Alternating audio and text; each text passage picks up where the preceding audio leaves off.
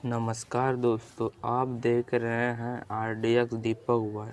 दोस्तों, आज की कहानी हमें भेजी है हमारे एक सब्सक्राइबर आरती जी ने। तो सबसे पहले आरती जी, आपका बहुत बहुत धन्यवाद। आपने ये सच्ची घटना को हमारे साथ शेयर करने के लिए। आपको बता दें, वैसे तो आरती जी ने ये कहानी हमारे ही दूसरे YouTube चैनल इन डार्क पर पोस्ट की थी, मगर हमें ये कहानी इतनी पसंद आई कि हम इस कहानी को आज RDX दीपक बॉय पर पब्लिश कर रहे हैं। तो चलिए बढ़ते हैं आरती जी की कहानी की ओर। एक ट्रेन अपनी निर्धारित समय के काफ़ी देरी से चल रही थी। कारण था सर्दियों का मौसम और धुंध का अधिक होना। ऊपर से रात का वक्त था। ट्रेन में मौजूद आरती के नाना जी, जो कि उस ट्रेन के लोको पायलट थे, कि उन्हें एक बार फिर ट्रेन को रोकने का सिग्नल मिला। दरअसल आने वाला स्टेशन पर एक ट्रेन सिग्नल न मिलने पर के कारण पहले से ही खड़ा थी। कुछ देर बाद आरती के नाना जी को वहां से चलने का सिग्नल मिला। तभी उन्होंने ट्रेन का इंजन स्टार्ट किया और चलने से पहले चेतावनी के तौर पर हॉर्न बजाया, ताकि अगर कोई भी ट्रेन के पटरी के आसपास हो या पटरी पर हो तो वहां से हट जाए। 3 बार हॉर्न देने के बाद वह आगे बस चलने ही वाले थे कि उनकी नज़र सामने पटरियों पर गई, जहां उन्होंने देखा कि पटरियों पर कोई लेटा हुआ है। ये तो धुंध की वजह से कुछ साफ साफ नहीं दिख रहा था, मगर ट्रेन की लाइट से पता चल रहा था कि कोई तो है जो सफ़ेद कपड़ों में पहने पटरियों पर लेटा है। आरती के नाना जी उसे वहां देखकर हैरान थे। कैदी से तो उसे वहां से हॉर्न की आवाज़ सुनने के बाद पटरियों से हट जाना चाहिए था, मगर वो तो अपनी जगह से टस मस नहीं हो रहा था।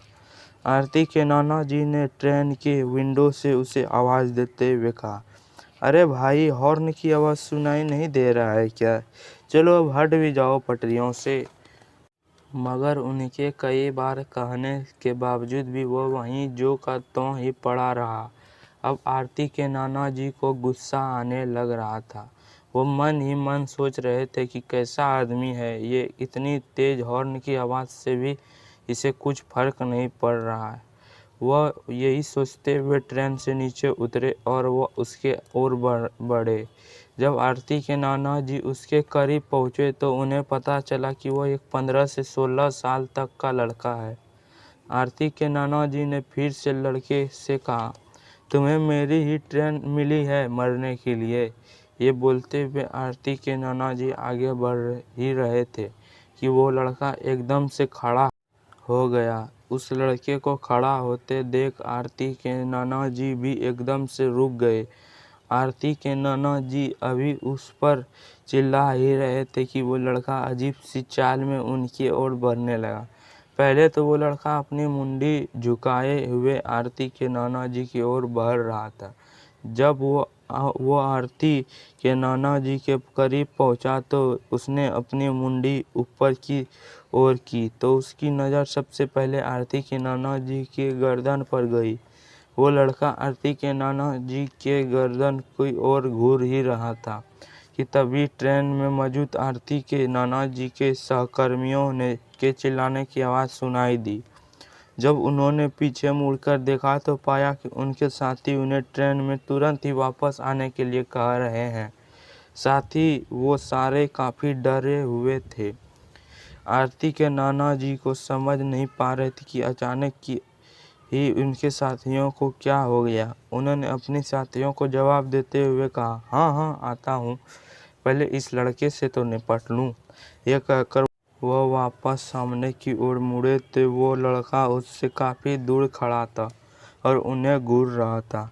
आरती के नाना जी को गुस्सा अभी शांत नहीं हुआ था, मगर पहले ही उन्हें काफ़ी देर हो चुकी थी। वो अब और देर नहीं कर सकते थे, लिहाजन वो वापस ट्रेन के इंजन में पहुंचे, जहां उनके साथियों ने उनसे कहा कि तुम अभी मरने से बचे हो।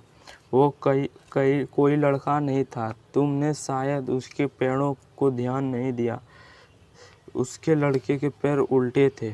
अपने साथियों की बात सुनने के बाद वह एकदम से सदमे में आ गए।